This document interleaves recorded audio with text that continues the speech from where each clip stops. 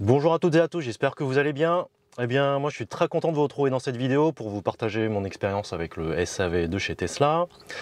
Et alors d'un côté, je suis pas très content justement parce que j'ai dû affaire au SAV Tesla.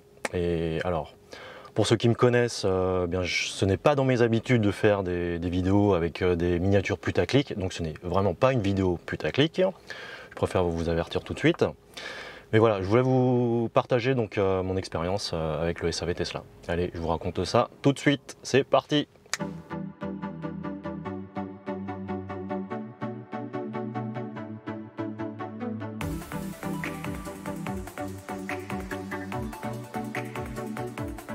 Alors pour ceux qui me suivent sur Instagram, eh bien vous avez peut-être vu que j'avais effectivement connu un petit souci avec ma Tesla pendant les vacances d'été. Et ouais, je sais, on est déjà en octobre et ça s'est passé en été. Donc vous imaginez que je suis pas très content. Donc pour résumer la situation, eh bien en été j'ai connu un problème de climatisation alors que on a enchaîné les canicules, hein. Eh bien le souci est apparu au dernier supercharge sur le trajet aller de nos vacances. Donc on avait 4 supercharges à faire et donc on a effectué la dernière étape du trajet qui a duré à peu près 1h30 à 2 heures avec une climatisation défectueuse alors qu'il faisait 42 degrés dehors. Et donc, alors c'était quoi le phénomène? Donc je sais comment me servir une clim, hein, c'est pas compliqué, on met en automatique, on met la température et après le système va gérer automatiquement la température de l'habitacle. Donc il faisait 42 degrés, je voulais pas trop mettre trop froid pour pas avoir un choc thermique, donc je l'avais mis à peu près autour des 25 degrés. Et bien ça ne refroidissait pas l'habitacle, hein. L'air qui sortait des aérateurs était assez chaud. Et on arrivait à obtenir une température de 35 degrés dans l'habitacle. On était 4 dans l'habitacle avec les enfants. Et tout ça en ayant forcé la climatisation en température minimum et avec la ventilation à peu près 6-7. Voilà. Donc l'habitacle n'était pas refroidi correctement malgré lui avoir forcé ce mode de fonctionnement.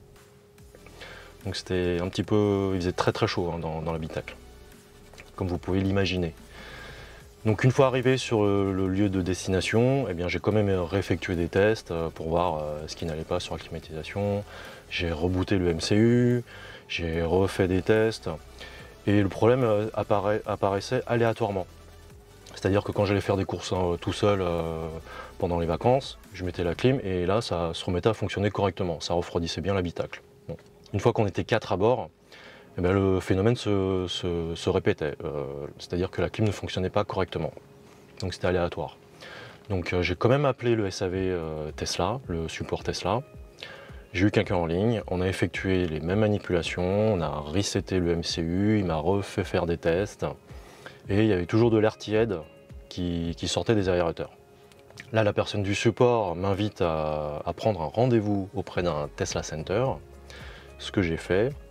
Et je crois qu'on était à peu près fin août quand j'ai pris rendez-vous. Et là, quand j'ai pris rendez-vous, quand j'ai vu la date, 6 octobre, premier rendez-vous disponible était au 6 octobre. Alors vous imaginez, j'ai dû composer ça tant que je pouvais pour finir les vacances, hein, dans de bonnes conditions, pour effectuer le trajet retour surtout.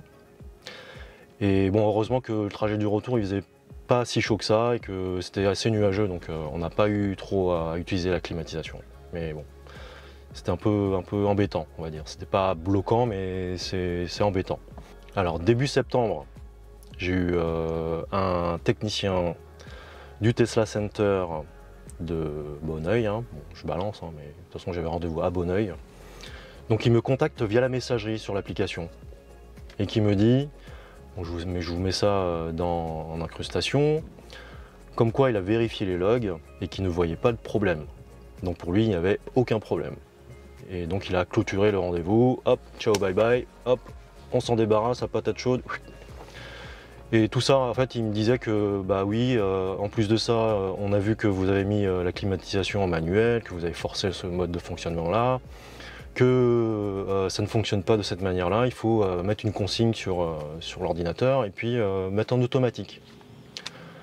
Bon bah monsieur, c'est pas moi que vous allez apprendre à comment utiliser une climatisation, c'est pas mon premier véhicule avec la clim automatique, hein. Donc voilà, faut arrêter de prendre les gens pour des imbéciles, hein, pour être poli. Donc je lui explique tout ça par messagerie interposée, je lui remets les impressions d'écran, j'avais refait un test ce jour-là alors qu'il faisait 25 degrés début septembre, et j'avais mis la température à 15,5, en automatique cette fois-ci, hein, parce que on me reproche de ne pas savoir utiliser la climatisation. Donc j'ai mis la climatisation à 15,5 degrés, en automatique, et pendant 10 minutes, la température a baissé jusqu'à 21 degrés. Voilà, il faisait 25 dehors, et la climatisation, il y avait au moins plus de 5 degrés d'écart. Donc, je pensais que le technicien avait compris mon message, parce que j'avais vu une petite pop-up dans l'application qui me disait que le rendez-vous a été maintenu. Donc voilà, je ne me suis pas plus inquiété que ça. Mais bon, le rendez-vous s'approchait, et donc j'ai quand même recontacté le SAU, le SAV Tesla, pour qu'il me reconfirme le rendez-vous, s'il était vraiment maintenu, parce que je ne le voyais plus dans l'application. Normalement, on a un petit rappel.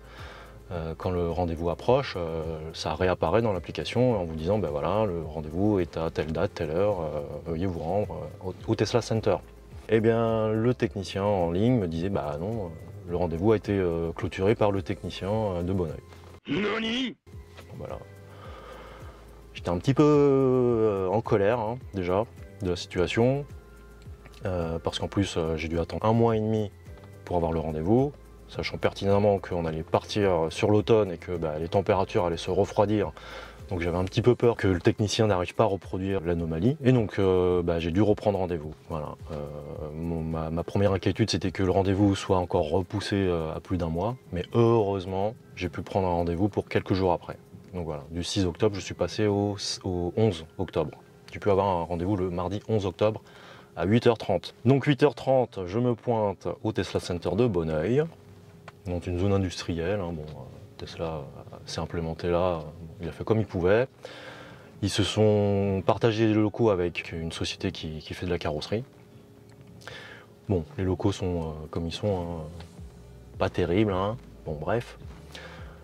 Et donc voilà, l'accueil s'est très bien passé, la personne qui m'a accueilli a réceptionné mon véhicule, et puis bon, je lui ai réexpliqué le problème, etc. Hein. Il a pu voir ça de toute manière dans les échanges que j'ai eus avec la messagerie en ligne. Et donc je patiente dans la salle d'attente, on me propose un café, très sympathique.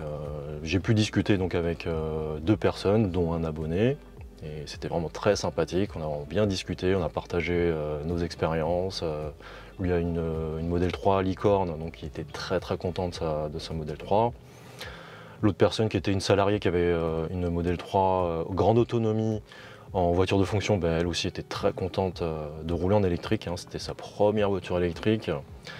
Et on partage donc le même avis, hein. On est tous très contents, l'insonorisation, le fait de rouler en silence, les performances, l'autonomie qui n'est pas un problème, pas plus que ça, hein, honnêtement, encore une fois. La personne, donc la salariée, je lui posais la question, est-ce qu'elle avait des a priori de rouler en électrique? Non, franchement pas du tout.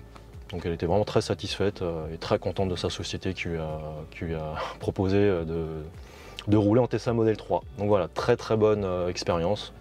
Très bon retour de ces 2 personnes-là. Et d'ailleurs, je te passe un petit coucou, cher abonné. C'est vraiment très sympathique d'avoir pu discuter avec vous. Hein, ça nous a permis de passer le temps dans le Tesla Center.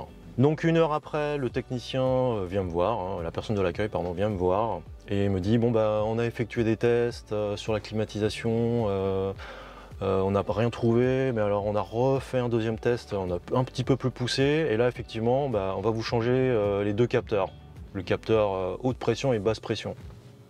Je fais ok, pas de problème, hein, du moment que vous avez trouvé le problème, faut me le résoudre, hein. Donc c'est ce qu'ils ont fait. Par contre ça a pris un petit peu de temps parce qu'il fallait donc vider le système de clim, changer les capteurs et recharger la clim. Donc ça a pris à peu près 1h30, 2 heures pour faire cette manip-là. Et donc voilà, j'ai encore patienté jusqu'à 11h30, midi moins quart. Donc là je récupère mon véhicule. Et bon, je suis pas très content parce que je voyais les autres Tesla qui ressortaient lavés. La mienne n'est pas sortie lavée, elle était sortie dans l'état dans lequel je l'avais ramené, donc elle n'était pas lavée. Donc mauvais point pour Tesla à ce niveau-là. Et donc le réceptionniste pardon, m'explique voilà, qu'ils ont changé donc effectivement les deux capteurs. Et en plus de ça, ils ont fait aussi deux petits rappels au niveau du vérin de coffre. Ils ont profité pour faire aussi l'isolation à peu près du câblage, je crois, au niveau du compresseur, vers le compresseur. Donc ça, très bon point, ils ont pris en charge des petits rappels qui devaient être faits de toute manière à chaque passage en atelier. Donc très bon point pour eux. Voilà. Alors pourquoi je vous dis que je ne suis pas content du SAV Tesla? Parce que, comme je vous le disais, j'ai eu affaire au technicien sur l'application en ligne, qui lui me maintenait que d'après les logs, eh bien, la climatisation ne présentait pas de problème. Alors moi, excusez-moi, qui suis dans l'informatique, l'électronique, je suis diplômé dans ces deux domaines-là. J'ai fait du support de niveau 3 dans l'informatique, je sais comment diagnostiquer un problème, j'ai résolu des problèmes et ce n'est pas à distance qu'on peut parfois résoudre les problèmes. Le mieux c'est quand même d'avoir l'appareil entre les mains et de diagnostiquer le problème avec le matériel en main. Donc je reproche à ce technicien-là de n'avoir pas pris en considération mon problème plus sérieusement, sans avoir eu le véhicule entre ses mains. Voilà, donc c'est le premier reproche que je peux faire à ce technicien-là. Et donc, je me suis dit, bon bah je rentre à la maison, c'est tranquille, c'est bon, c'est fait. Et j'allais tourner une petite vidéo pour vous, en racontant mon retour d'expérience, mais un petit peu plus dans une note positive. Mais alors, comme je suis un petit peu curieux, j'ai regardé sur internet, j'ai tapé modèle 3, AC issues, PT low pressure, high pressure. Et là, sur quoi je tombe? Je tombe sur des gens qui ont discuté sur des forums, qui ont eu des problèmes justement de climatisation. Je tombe sur une note de chez Tesla qui a envoyé cette note au technicien Tesla pour dire comment résoudre le problème. Ce document date de mars 2021. Oui, messieurs, dames, mars 2021. Ma voiture date, je l'ai réceptionnée en mai 2021. Donc déjà d'une, je ne comprends pas pourquoi le problème n'a pas été résolu sur les chaînes de production. Bon, peut-être qu'ils n'ont pas eu le temps de corriger ça sur la chaîne de production, ça je ne peux pas leur en vouloir, parce que le temps est quand même assez court entre mars et mai, parce que la voiture a peut-être été produite en avril. Donc le temps de trouver les fournisseurs, de trouver les pièces qu'il faut pour corriger le problème, ça peut arriver. Bon, bref, ça je peux pas l'en vouloir. Par contre, que le technicien n'ait pas eu connaissance de cette note et qui m'envoie bouler d'après les logs, là ça passe pas du tout. Non, ça ne passe pas du tout. Et c'est pour ça que je ne suis vraiment pas content du SAV de chez Tesla. Et je déteste qu'on me prenne pour un imbécile, pour être poli, encore une fois, Tesla. Alors déjà, je ne vais pas m'amuser à appeler le support Tesla si je n'ai pas de problème. Je ne vais pas aller me présenter dans un atelier si je n'ai pas de problème. Moins j'y vais, en atelier ou au garage, mieux je me porte. Et je pense que c'est la même chose pour les techniciens. Enfin, pour ceux qui me connaissent et pour ceux qui me suivent, je ne suis pas du genre à faire du vent ou à créer des histoires pour rien. Bon alors qu'est-ce que dit cette note? Je vous mets ça en même temps, on va lire ça ensemble. Alors, condition, some Model 3 and Model Y vehicles may be equipped with refrigerant pressure temperature sensor in the heat pump that can fault over time. Qu'est-ce que ça veut dire? Ça veut dire qu'il y a quelques modèles 3, modèle Y qui sont équipés de ces capteurs de pression, de température, etc. Avec la pompe à chaleur hein, qui peut avoir parfois des défauts avec le temps. Voilà, il peut avoir des défauts qui apparaissent avec le temps. Qu'est-ce que préconise cette note? Alors, je dis ça avec vous. Hein. Correction. Upon customer complaint of affected cabin heating or cooling, inspect the vehicle for symptoms related to the condition. If symptoms are present, replace all 3 refrigerant PT sensors. Donc ça veut dire quoi? Si un client se plaint d'un problème affectant la climatisation ou le chauffage, inspectez le véhicule pour voir si ces symptômes-là sont présents. Hein. Et si symptômes il y a, remplacez les capteurs. Donc voilà, cette note qui date de mars 2021. Et ça, je ne comprends pas pourquoi le technicien en question n'a pas eu connaissance de cette note-là et m'a pris pour un dans la messagerie et m'a envoyé bouler. Voilà, pour ça, je ne suis vraiment pas content.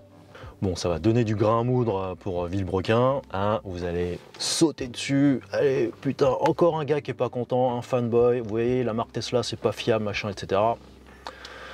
Ouais, enfin bon, moi je suis pas de ce genre de personne-là.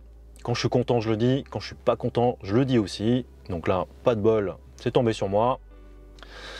Eh ben, Tesla, il y a vraiment des choses à faire pour améliorer votre qualité de service.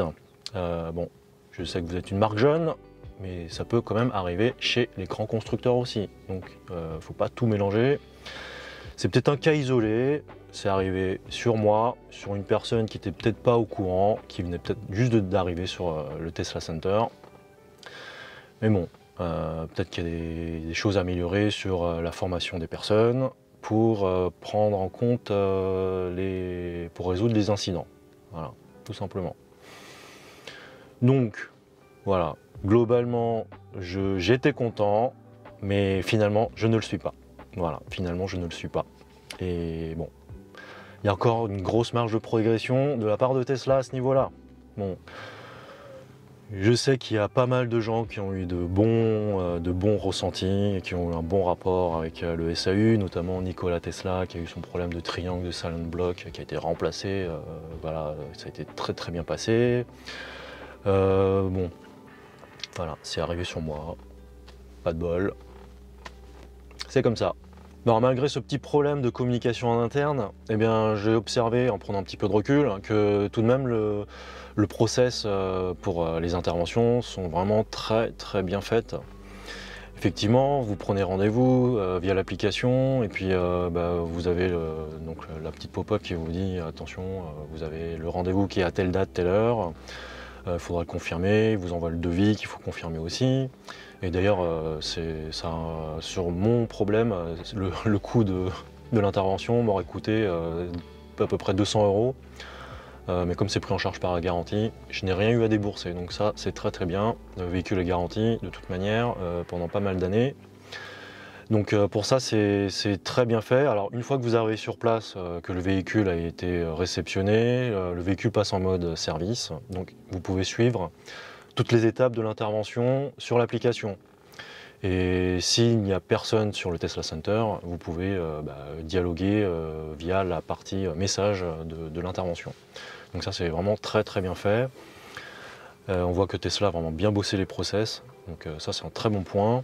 Bon, après, les autres problèmes, hein, c'est des problèmes qui peuvent très bien arriver chez les autres constructeurs généralistes, voire même premium, Mercedes, Audi, BMW. Hein, c'est des problèmes assez courants, hein, je dirais même.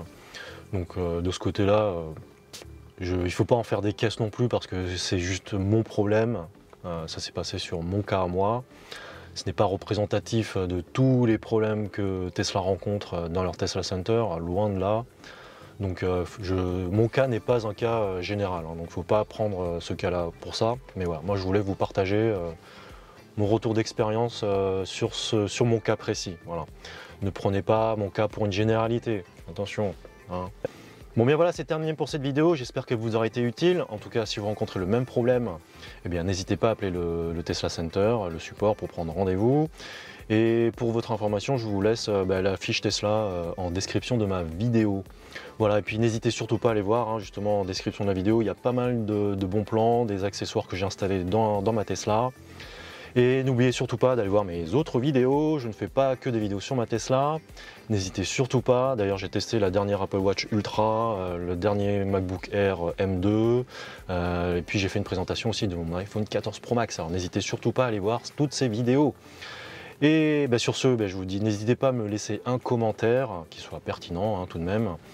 Et n'oubliez pas de me lâcher un pouce surtout, et puis de vous abonner, de partager cette vidéo, de cliquer sur la cloche pour ne pas rater ma prochaine vidéo. Et bien sur ce, je vous dis prenez soin de vous, soyez prudents sur la route, et je vous dis à la prochaine. Allez, salut!